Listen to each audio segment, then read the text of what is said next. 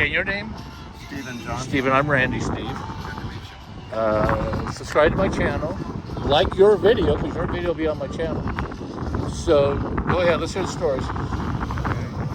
When I first started, my son has been in Volkswagen for a long time.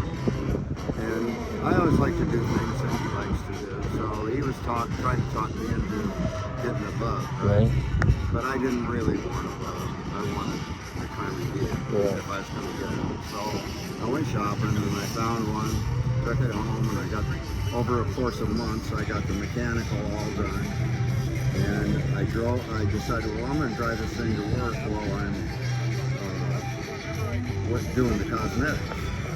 So the very first day I drove it to work, I got to a four-way intersection. I stopped. This other guy stopped. I went before I could get across the street, plowed into me, basically totaled the car. This one? No. Oh.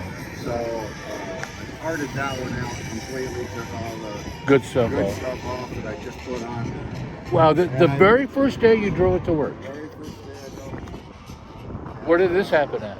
It happened a mile from my house. Where is this? Northwest Ontario. Ontario, okay. On 6th Street and Mountain. Okay. Well, actually, it was I know 6th the Street area. in San Antonio. And